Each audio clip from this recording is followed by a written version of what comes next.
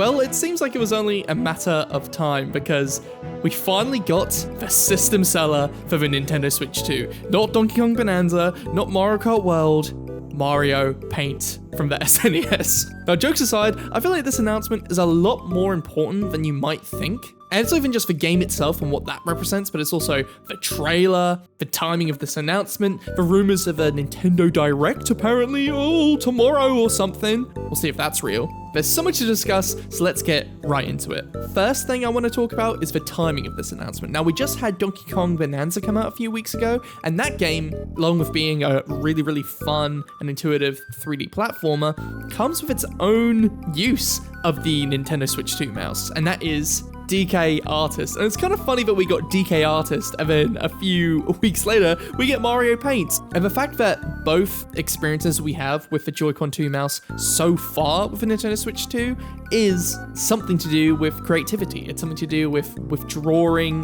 or sculpting or something which you would expect to do with a mouse, which I think is quite interesting. Like, the mouse is basically a more precise version of like the Wiimote pointer, which we had, right? And so you think they'd immediately default to doing games and little modes, which we're used to seeing back then in the Wii era. And we do get that a little bit with the new Mario Party Jamboree TV, which just came out. And of course we have Drag X Drive coming out soon, which is more of like a esport really, using the Joy-Con 2 mouse mechanics. That game is like really intense. When I played it at the London event, it was probably the one which left me like the most like, oh, that was exhausting, that was intense. I think that's coming out next month, right? That's exciting. But really, since the Switch 2 rumors of the mouse controls came up, people were talking about Mario Paint, I feel like art software seems to be like the driving force, or just the thought and mind behind it, just because of what Nintendo have done in the past. Like, they did Mario Paint for the SNES with the mouse peripheral, and I think they also did one called Mario Artist, which was exclusive to Japan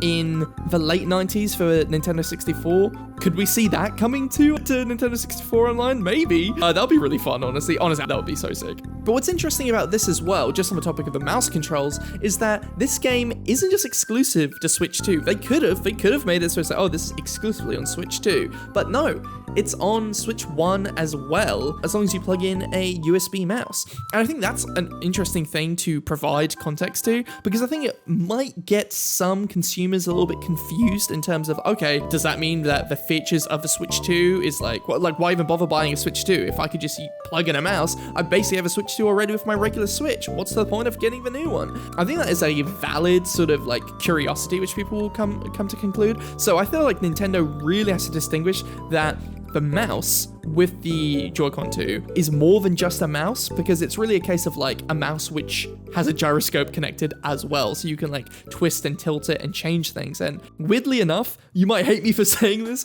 but the Welcome Tour software which came out, I know it's paid, yada yada yada, probably shouldn't have been, definitely shouldn't have been, but showing off the mouse controls in that software was really, really intuitive and fun. And I'm like, whoa, wait, if you're capable of doing like little mini games and stuff like this, I can't wait to see the full-fledged version of that when it isn't just tech demos. And hopefully Drag X Drive is capable of doing that and showcasing the Joy-Con mouse like properties and like the capabilities of it to distinguish it more, because I think like right now it's awesome to have little experiences like DK Artist and Mario Paint, but maybe this is so niche, it's just like a cool, nice little like bone for Nintendo to throw for people who are still on Switch 1 to be like, hey, don't worry, we haven't forgotten you guys, you can play it still, just plug in a mouse. Like, honestly, it is kind of cool.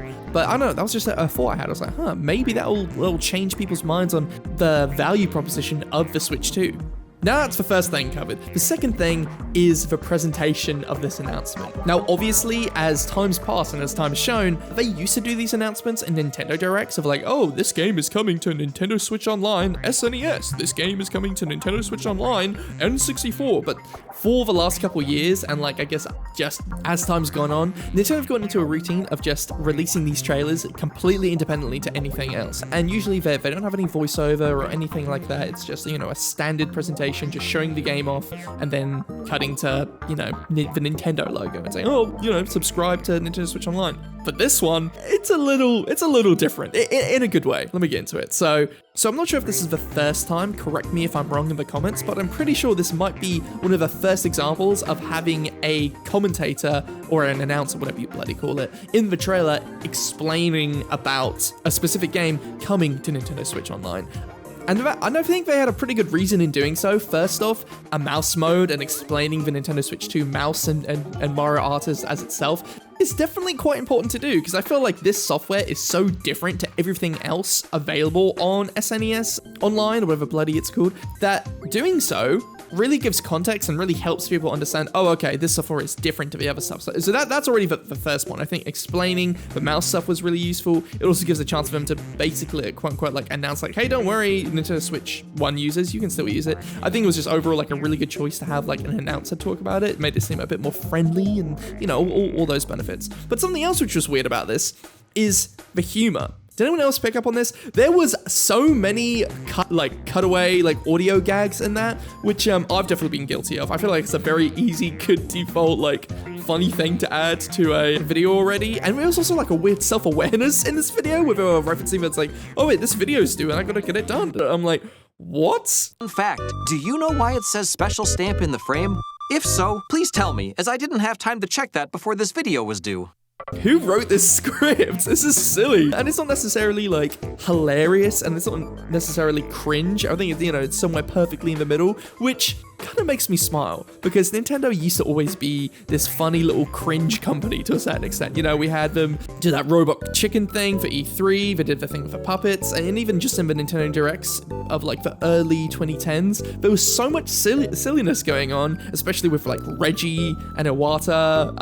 There was so much like little silly moments, and I think since Doug Bowser has sort of taken over, like Nintendo Bowser's taken over, but you know, since we've been under like new leaders for the company, the vibe's been different. You know, they've been a little bit more corporate, a little bit more businessy, a little less like silly and goofy. And I think that has been tactical, you know, in terms of making Nintendo seem like more mature, more like, you know, like less kiddie friendly, like more like the big boys. But now they're gonna be silly again, and they're being goofy and adding like this little like quirky, creative, you know, like just funny, fun time to their content. And I really hope that keeps up.